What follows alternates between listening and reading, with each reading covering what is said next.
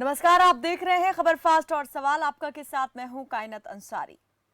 शौचालय जीवन को बचाते हैं। ये कई तरह की बीमारियों के प्रसार को रोकने में मदद करते हैं। 2 दिन पहले ही यानी 19 नवंबर को विश्व शौचालय दिवस मनाया गया था, जो कि वैश्विक स्वच्छता संकट से निपटने के लिए प्रेरित करने वाला एक महत्वपूर्ण दिवस है।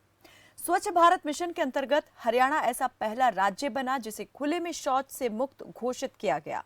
हरियाणा को स्वच्छ सर्वेक्षण ग्रामीण 2018 के अंतर्गत देश में पहले नंबर पर आने का गौरव प्राप्त हुआ।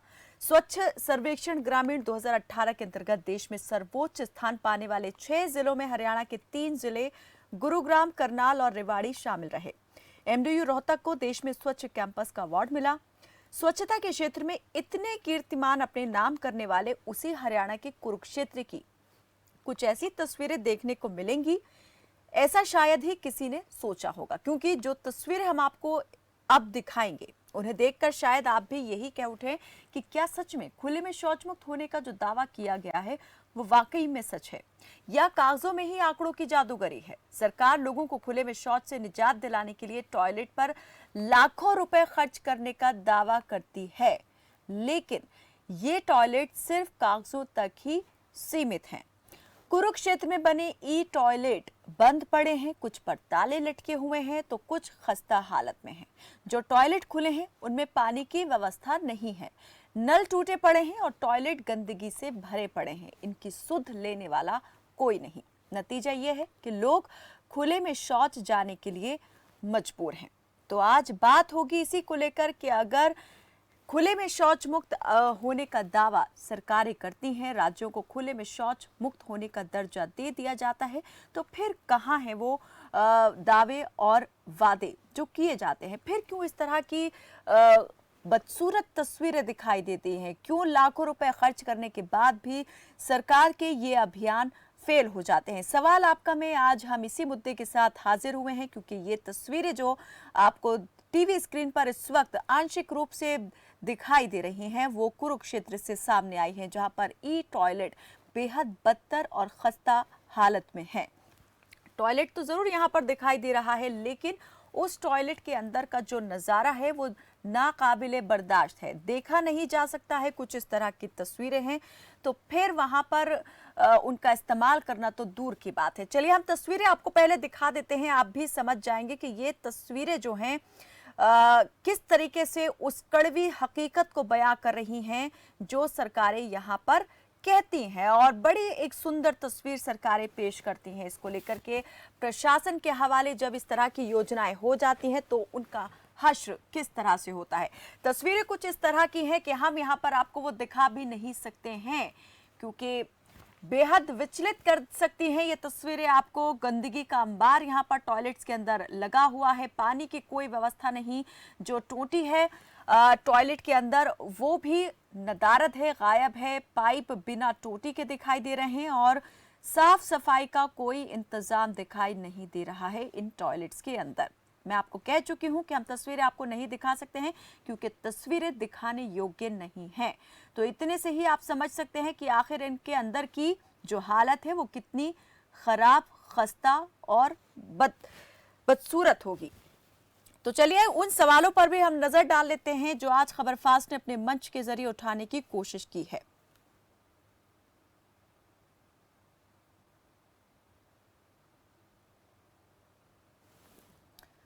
खुले में शौच मुक्त घोषित हरियाणा कितना तैयार? कुरुक्षेत्र को ओडीएफ प्लस करने का दावा कितना सच? शौचालयों की बदहाली पर किसकी जवाबदेही? मोदी सरकार के ओडीएफ मिशन को कौन लगा रहा पलीता? ई टॉयलेट योजना क्यों हुई बदहाल? कौन इसके लिए जिम्मेदार? तो खुले में शौच मुक्त घोषित हो चुका हरियाणा कितना इसके लिए तैयार है और दिखाई दे रहा है? तैयारियां कहां तक हैं और उनकी सुध कितनी ली जा रही है? आज ये वो तमाम सवाल हैं जो अपने इस कार्यक्रम में हम उठाएंगे और जिम्मेदार देंगे आपके सवालों का जवाब। सिर्फ एक बात कुरुक्षेत्र की ही नहीं, अगर कहीं भी आप इस तरह की अव्यवस्था देखते हैं, सरकारी योजनाओं में धांधली देखते हैं या फिर उनकी तरफ से लापरवाही देखते हैं, तो आप हमें इस कार्यक्रम के जरिए अपनी बात, अपनी शिकायत पहुंचा सकते हैं। और इस वक्त हमारे साथ जुड़ चुके हैं दीपक चौहान, बीजेपी के मंडल अध्यक्ष हैं आप कुरुक्षेत्र से, और महिमा सिंह कांग्रेस की प्रवक्ता हैं, आप भी हमारे साथ जुड़ चुके हैं। बहुत स्वागत है आप दोनों का ही हमारे साथ इस कार्यक्रम में जुड़ने के लिए। और हम दर्शकों से भी ये बता दें कि वो भी हमारे साथ कार्यक्रम में जो हैं जुड़ सकते हैं। नंबर लगातार कार्यक्रम के दौरान आपके टीवी स्क्रीन पर फ्लैश होते रहेंगे।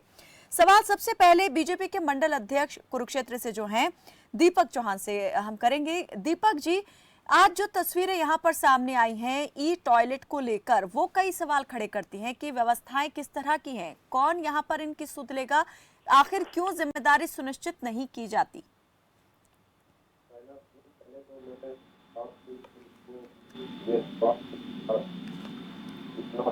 दीपक जी, आपकी आवाज नहीं मिल पा रही है, आपकी आवाज में दिक्कत है, कुछ ऑडियो में प्रॉब्लम आ रहा है, हम इसे चाहेंगे जल्द से जल्द दुरुस्त किया जाए।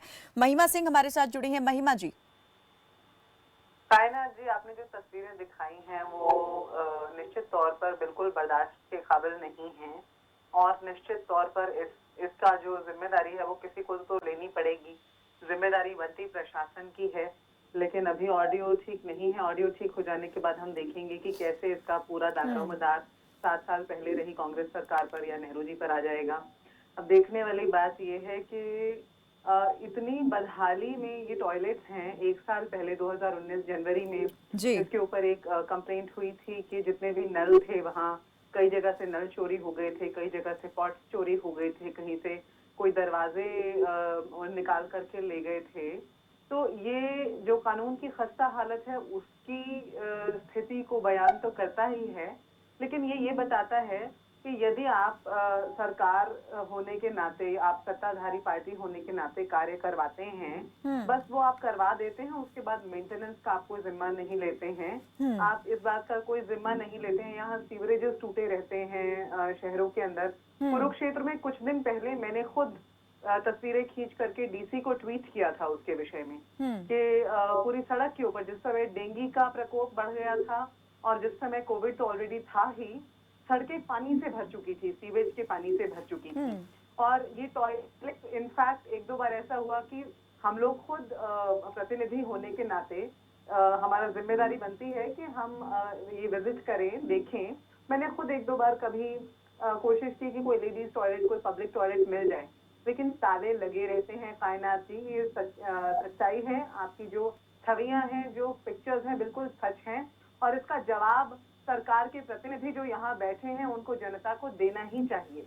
दीपक चौहान जी, क्या कहेंगे यहाँ पर ये जो तस्वीरें आज सामने आई हैं और जो अव्यवस्था दिखाई दी है, खुले में शौच मुक्त का दावा लेकिन वो फेल हुआ पूरी तरीके से। जो टॉयलेट लगे थे उनका इस्तेमाल नहीं कर पा रहे लोग, क्योंकि इंतजाम वहाँ पर पूरी तरह से खत्म हो चुका है, चरमरा चुकी है व्यवस्था, इसीलिए खुले में शौच के लिए जाना पड़ रहा है लोगों को। देखिए कायनात जी, सबसे पहले तो मैं भारत के प्रधानमंत्री जी को और हरियाणा के माननीय मुख्यमंत्री श्री मनोहर लाल खट्टर जी को धन्यवाद देता हूं कि स्वच्छ भारत मिशन के तहत और जो उनकी एक बेहतरीन सोच थी भारत को शौच मुक्त करने की खुले में, ये पूरी तरह से देश में कामयाब रही है और इसमें पूरा जन सहभागिता मिली है। और जहां इस तरह की ये समस्याएं हैं उसमें एक विषय ये भी आता है कि जन सहभागिता कितनी है। अब कुछ शरारती तत्वों द्वारा या किसी असामाजिक तत्वों द्वारा कहीं पर ई टॉयलेट को नुकसान पहुंचाया गया है, या कहीं पर इसलिए उनको किसी को एक या अधिक को कोई बंद कर दिया गया हो, सभी कोई बंद नहीं है, ऐसा कहीं से कोई सूचना हमारे पास नहीं है।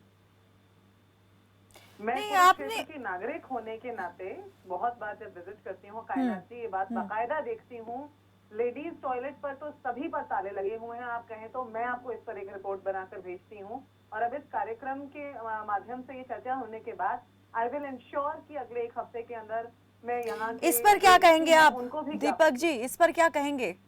देखिए, यदि ऐसी कहीं समस्या है तो उसका प्रशासन को उससे अवगत करा दिया जाएगा, परंतु कहीं महिमा जी ने अभी खुद कहा कि उन्होंने डीसी को यहाँ पर अवगत कराया था। बिल्कुल, मेन रोड के ऊपर शौचालय बने हुए हैं, मेन रोड के ऊपर शौचालय होने के बावजूद बड़े बड़े ताले उन पर लटक रहे हैं। इसमें कोई ऐसी बात नहीं है जो दिखाई न दे, जो पता न चले।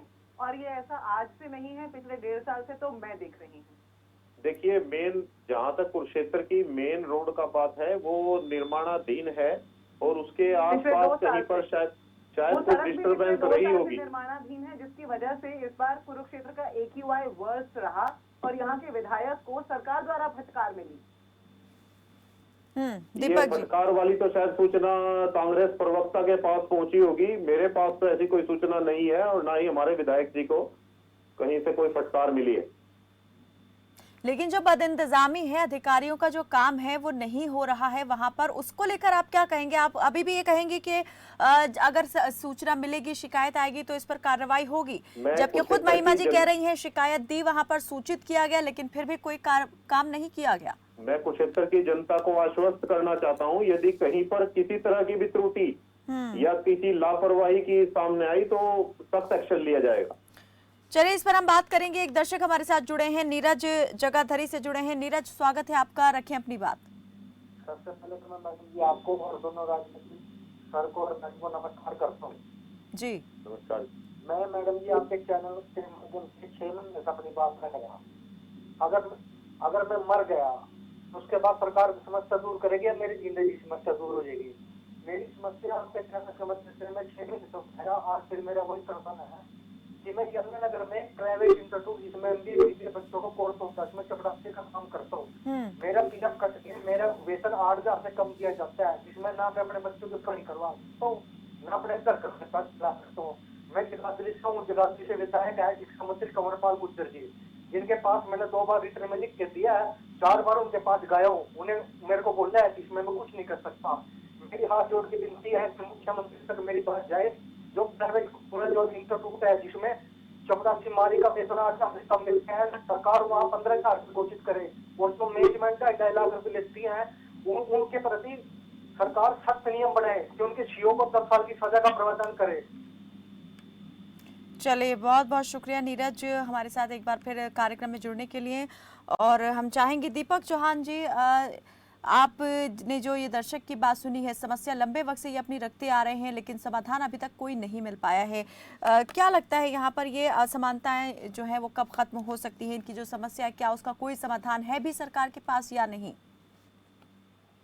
देखिए, हरियाणा के मुख्यमंत्री जी ने हरियाणवी एक का नारा दिया हुआ है, और किसी के साथ हरियाणा राज्य में किसी भी प्रकार की असमानता का कोई सवाल ही पैदा नहीं होता।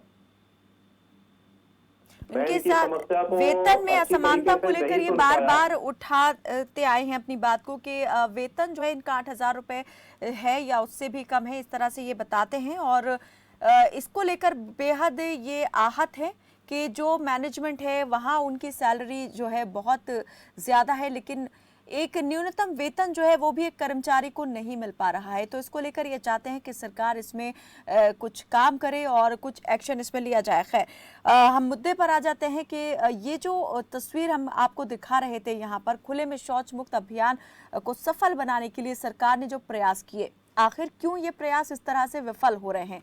मैं सिर्फ ये जानना चाह रही हूँ, अगर ये कहीं पर इस तरह की चीजें दिखाई दे रही हैं या फिर शिकायत मिलती भी है, तुरंत संज्ञान क्यों नहीं उस पर लिया जाता है? देखिए, समस्याओं का तुरंत संज्ञान लिया जाता है। कई बार स्थिति जैसे कि ये मेन रोड का निर्माण चल रहा है, शायद ईट जो मोबाइल टॉयलेट्स हैं उनको शायद कहीं स्थान परिवर्तन करना पड़ गया, या कुछ ऐसा सामने रहा होगा प्रशासन के सामने कि उनपे कहीं एक आध पे ताले लग गए होंगे, और लगभग स्थिति ये है कि इस पर ताला नहीं लगा है दीपक जी, इस पर ताला नहीं लगा है, ताले खुले हुए हैं, लेकिन अंदर जो है वो पूरी तरीके से चीजें गड़बड़ा चुकी हैं। पानी की टोटी नहीं है अंदर, साफ सफाई का कोई इंतजाम नहीं है।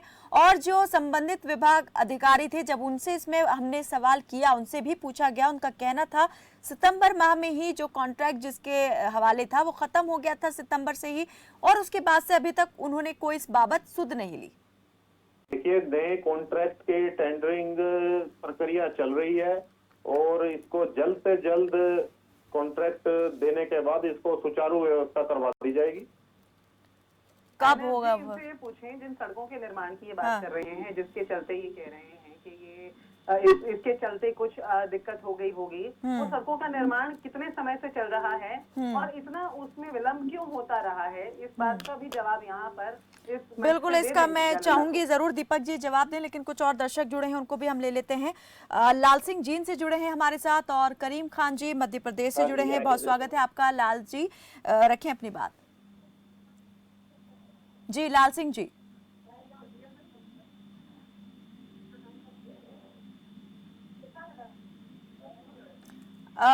लाल सिंह जी अपनी टीवी की आवाज को कम कर दें और जल्दी अपनी बात रखें। हाँ मैम, ये टीवी की तो हूँ जी कहें, हम सुन पा रहे हैं। नगर निगम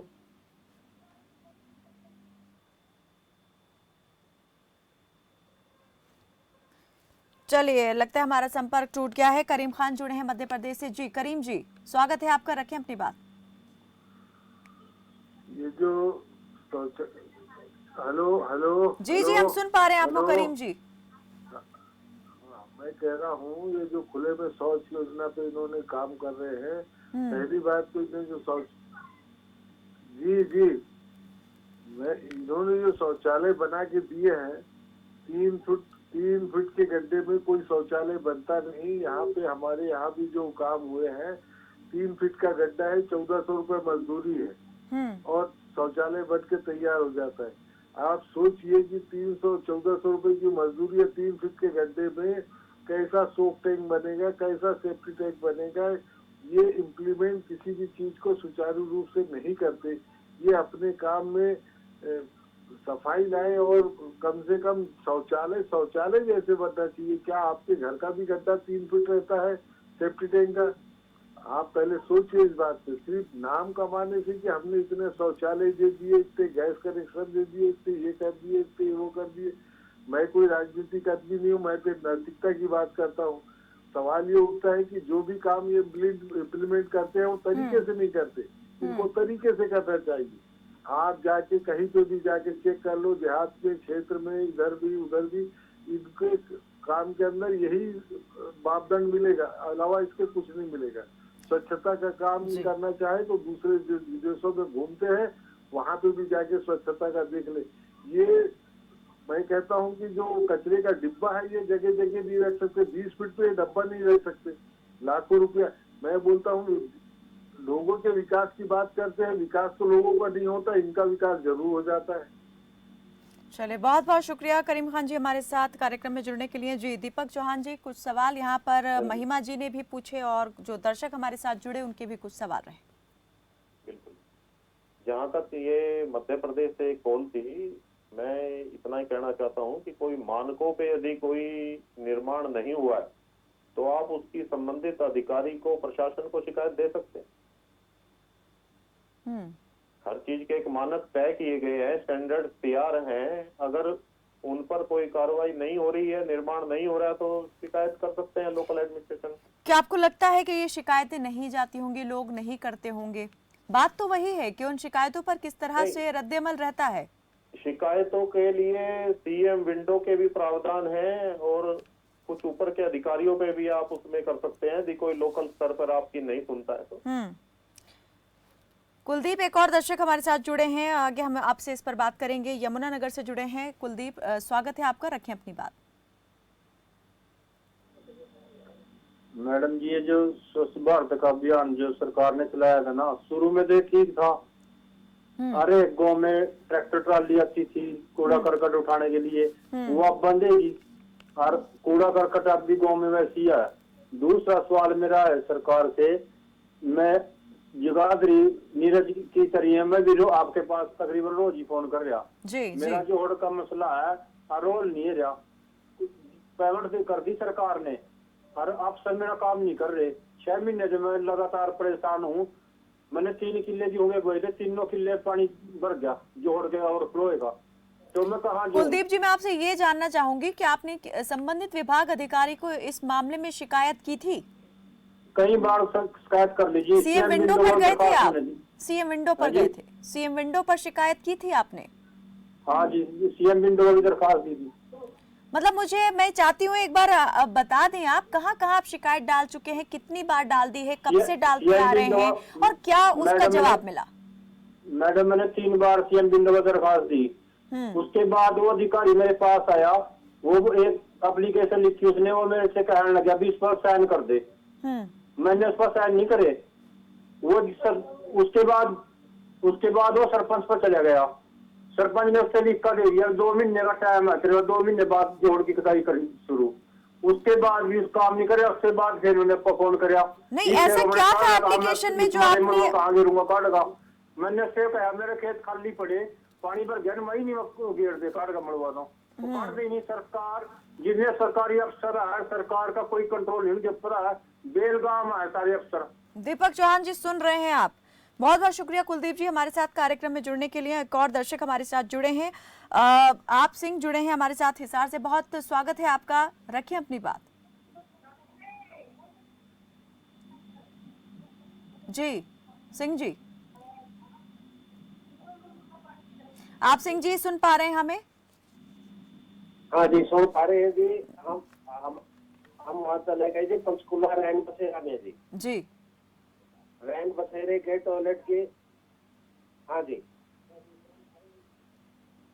रैन बसेरे में हम गए तो जी वहाँ का टॉयलेट क्या, रैन बसेरे की हालत भी बहुत नाजुक। वहीं पे शराबियों का अड्डा बन गया और वहीं पेशाब करते हैं, बुरा हाल है। फरीदाबाद की रैन बसेरे में मैं गया, वहाँ भी जी बुरा हाल है, टॉयलेट सड़े हुए हैं। गुड़गांव के दिल्ली में तो रैन बसेरे में गया जी। हाँ जी मैं 4 रैन बसेरे में जाता हूँ, वहाँ पे जी आम आदमी रुक नहीं सकता। सड़क तो हमारा हरियाणा कहीं भी नहीं है जी, कहीं भी नहीं है। इतना भट्ठा गोल जो हमने देखा है। मैं एक साधारण किसान हूँ मैडम, और मेरे से वहाँ खाना नहीं खाया गया। रैन बसेरों में शराबी वहीं पेशाब करते, गले सड़े वस्त्र मिले हैं। और मैडम मैं मेरी हालत क्या बताऊं, बीमार होके मैंने दवाई लेके। ये कितने वक्त पहले की आप बता रहे हैं? ये अनुभव आपको कितने वक्त पहले हुआ ये भाप सिंह जी? ये अनुभव भी पिछले 3 सालों से कर रहे हैं हम लगातार। अच्छा, 3 साल से लगातार यही हालत आप देखते आ रहे हैं रैन बसेरों की? मैडम मैं ये हालत पिछले 3-4 साल से देख रहा हूँ, जब से रैन बसेरा चला है। जी ये हालत जी। अगर टॉयलेट में मैडम आप घुस ही नहीं सकते, आप उसके आगे नहीं खड़े हो सकते, घुसना तो दूर है। ये हालत है साउथ हरियाणा हमारा। जी। गाँव की अगर हम गलियों की हालत दिखाएं, जो सफाई कर्मचारी है सरपंच के यहाँ काम करता है, सरपंच के खेतों में काम करता देखा है हमने। ये तो भट्टा गोल वाली बात है हरियाणा की। इस हालत में भट्टा गोल। भाप सिंह जी एक सवाल मैं आपसे करूंगी, अपने स्तर पर क्या कभी आपने शिकायत की इस सब को लेकर, ये समस्या को लेकर कहीं पर शिकायत दी?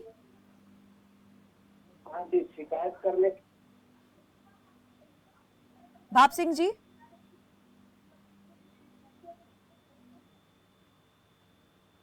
चलिए, जगता हमारा संपर्क टूट गया है, लेकिन जी जी सवाल ये है कि नागरिकों की ही ड्यूटी है शिकायत करने की, या हमारे नेताओं को, या ये जो प्रतिनिधि? नहीं, दीपक चौहान जी को शायद ये लग रहा था कि लोग शिकायत नहीं करते हैं और शिकायत नहीं होती है इसलिए अधिकारी कार्रवाई नहीं करते हैं, इसलिए मैंने। सड़कें कितने दिनों से बन रही थी, इस बात का सवाल सरकार के प्रतिनिधि ने नहीं दिया है। दीपक चौहान जी, आपने अब जो दर्शक हमारे साथ जुड़े एक के बाद एक उनकी तमाम बातों को सुना, हरियाणा से थे, और ये भी कहा कहीं ना कहीं कि शिकायतें भी की लेकिन कार्रवाई नहीं हुई।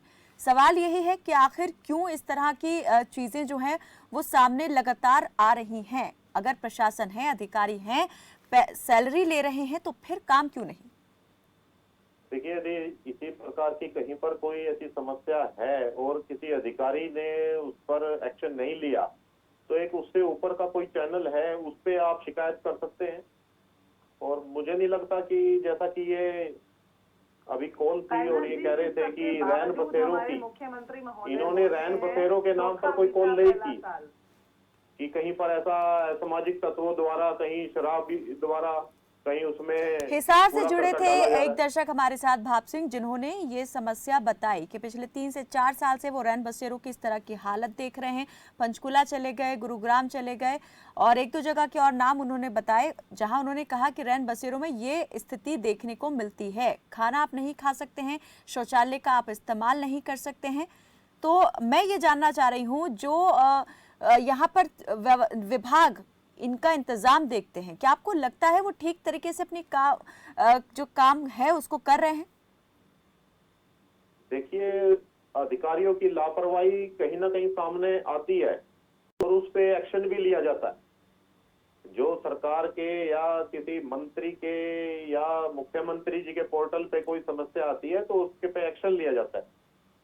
ऐसा नहीं है कि कोई अधिकारी को जो लापरवाह हैं उनको फ्री छोड़ दिया जाता है। महिमा जी, लग रहा है आपकी शिकायत करने में कोई कसर छूट गई। जी जी नहीं, मैं कह रही हूँ अब इस मंच पे बात आ गई है, अब हम कब तक एक्शन की उम्मीद कर सकते हैं? किस अब चीज इस पे मंच जी? पे बात आ गई, आपके संज्ञान में आ गई। अब आप बता दीजिए कि इसके ऊपर फॉलो अप कब कर लें आपसे? क्या अगले 1 महीने में या 3 महीने में? कितना समय काफी रहेगा अधिकारियों को कसने के लिए? किस समस्या के बारे में बात कर रहे हैं मैडम? शौचालयों की बात हो रही है यहाँ पर। बिल्कुल एक्शन लिया जाएगा। मैं कुरुक्षेत्र की जनता को आश्वस्त करना चाहता हूँ और कांग्रेस प्रवक्ता को भी ये कहना चाहता हूँ कि तुरंत एक्शन लिया जाएगा। नहीं, एक्शन क्या लिया जाएगा और कैसा एक्शन होगा? मिलके इस पे बात करेंगे। नहीं सर, मैं ये जानना चाह रही हूँ कि एक्शन क्या होगा, किस तरह का होगा? क्या सिर्फ व्यवस्थाएं ही दुरुस्त कर दी जाएंगी और फिर एक बार और छोड़ दिया जाएगा ऊपर वाले के भरोसे कि जब तक चल रही हैं अपने आप चलती रहेंगी, बाद में फिर जब गड़बड़ हो जाएगी कोई शिकायत करेगा तो फिर इस पर काम कर लेंगे? कैसा होगा एक्शन? कुरुक्षेत्र की जो सड़कों का विलंब रहा है उसका एक ही कारण रहा है कि जो वहाँ के विधायक महोदय हैं उनके पास से कॉन्ट्रैक्टर्स बार बार भाग जाते हैं। कॉन्ट्रैक्टर्स के भागने की समस्या वहाँ के न्यूज़पेपर्स में हावी रही है, वहाँ पर छपती रही है, और वही समस्या अब शौचालयों के माध्यम के बारे में आ रही है। तो कॉन्ट्रैक्टर्स को संभाल नहीं पा रहे हैं विधायक महोदय, तो इस्तीफा दे दें। मंडल अध्यक्ष हैं आप बीजेपी के दीपक चौहान जी। जहाँ तक विधायक जी की बात है, इस्तीफे की बात है, वो कांग्रेस को तो जाके नहीं देने वाले। और अभी पीछे चुनाव भी हुए थे और उसमें भी कांग्रेस ने अपनी हालात देख ली थी। रही जहाँ तक बात समस्याओं को सुलझाने की है, भारत सरकार, हरियाणा सरकार स्वच्छता के ऊपर पूरी तरह से जागरूक है और हर तरह का एक्शन लिया जाएगा। जागरूकता का जवाब तो अभी जनता ने इस मंच पर दे दिया। चलिए, एक आखिरी बार मैं आपसे चाहूंगी कि आप बताएं क्या एक्शन होगा इस पर। दीपक जी देखिए, कब तक एक्शन हो जाएगा? जहाँ पर भी अधिकारियों की लापरवाही सामने आएगी एक्शन लिया जाएगा। इसके अलावा मैं कुरुक्षेत्र की जनता से अपील करता हूँ कि जन सहभागिता भी स्वच्छता मिशन में सहायक है। और जन सहभागिता तो मिल ही जाएगी, लेकिन उस बात का क्या करें जब सहयोग सामने की तरफ से नहीं होता है, जब व्यवस्थाएं ही ऊपर से खराब हो जाती हैं, उसमें किस तरीके से आप सहभागिता की या सहयोग की फिर उम्मीद कर सकते हैं? चलिए, बहुत बहुत शुक्रिया हमारे साथ इस चर्चा में जुड़ने के लिए। तो अक्टूबर 2014 को गांधी जी की जयंती, 2 अक्टूबर 2014 को गांधी जयंती के दिन प्रधानमंत्री नरेंद्र मोदी द्वारा शुरू किए गए स्वच्छ भारत मिशन को 2 भागों में बांटा गया था। पहला स्वच्छ भारत ग्रामीण, इसके तहत गांव में हर घर में शौचालय बनाने और खुले में शौच मुक्त बनाने का लक्ष्य रखा गया। वहीं दूसरा था स्वच्छ भारत शहरी, इसके तहत घरों के अलावा सार्वजनिक स्थानों पर शौचालय हो ये सुनिश्चित करना इस मिशन का मकसद था। लेकिन इस मकसद को प्रशासनिक अनदेखी और लापरवाही कैसे परिता लगा रही है, ये अपने आप में अब एक बड़ा सवाल बनता जा रहा है। सवाल आपका में फिलहाल मेरे साथ बस इतना ही। आप देखते रहें खबर फास्ट। नमस्कार।